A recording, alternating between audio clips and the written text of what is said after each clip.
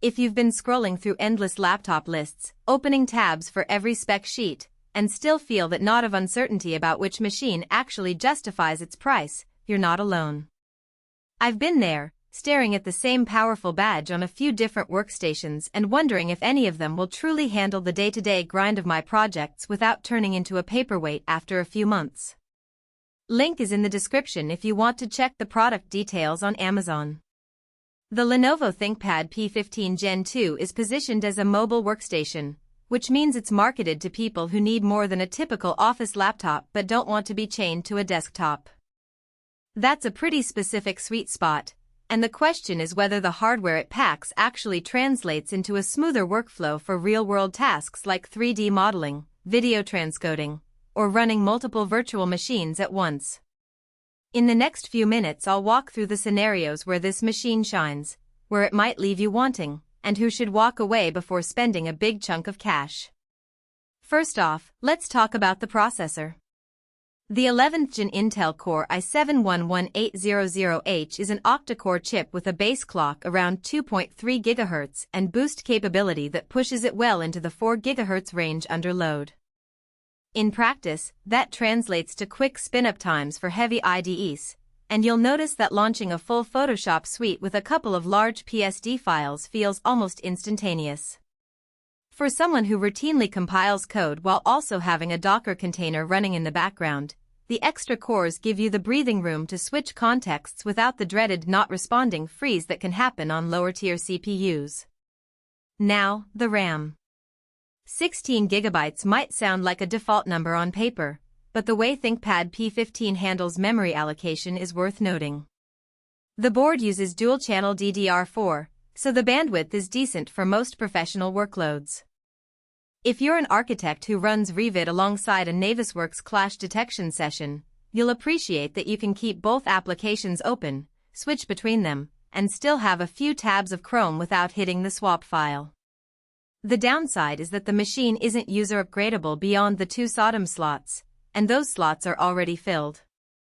So if your future projects might need 32 GB or more, you'll have to make that call now rather than later. Storage is a 512 GB NVMe SSD. That's fast enough to load large project files in seconds, and the boot time is sub 10 seconds even after a fresh Windows install. For a freelance video editor who moves 4K footage around a lot, the speed is a real time saver, but the capacity can become a limiting factor quickly. You'll likely need an external drive for archive footage, and that extra peripheral defeats a bit of the all-in-one appeal that some users look for in a workstation. It's not a flaw in the laptop itself, just a trade-off you have to plan for. The graphics card, an NVIDIA T1200 with 4 GB of VRAM, sits in the professional tier rather than the consumer gaming tier.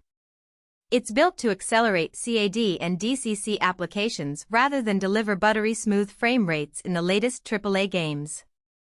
In my testing with SolidWorks and Blender, the T1200 handled medium complex assemblies and rendering tasks without churning the fans into a constant whine. If your day involves turning 3D models into photorealistic images for client presentations, the card will shave off minutes from render queues compared to integrated graphics. However, if you're hoping to game at high settings or run GPU-heavy AI workloads, the 4 GB VRAM cap will become a bottleneck fairly quickly. Display-wise, the 15.6-inch Full HD panel is decent for office work, but it's not a color-critical screen. The factory calibration lands you around 45% sRGB coverage, which is acceptable for code, spreadsheets, and standard presentations. But designers who need 100% Adobe RGB or DCI-P3 will likely want an external calibrated monitor. The brightness peaks at about 300 nits, so working in bright sunlight can be a challenge. You'll probably need a hood or a shaded spot. On the plus side, the matte finish reduces glare enough that long sessions in a co-working space don't strain the eyes as much as a glossy panel would. One of the practical strengths of the ThinkPad line is the keyboard. The 1.5mm travel and tactile feedback feel solid enough that you could type a manuscript for hours without fatigue. The inclusion of the classic track point in the middle of the keyboard is a small but meaningful convenience for engineers who are used to navigating CAD viewports without moving their hands off the home row. The downside?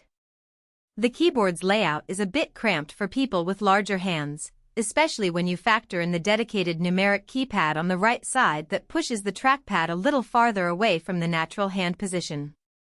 Speaking of the trackpad, it's functional but not particularly buttery. The precision drivers are decent for everyday navigation, but when you're trying to zoom into a detailed schematic with a pinch gesture, you'll notice a slight lag. If you rely heavily on multi-touch gestures,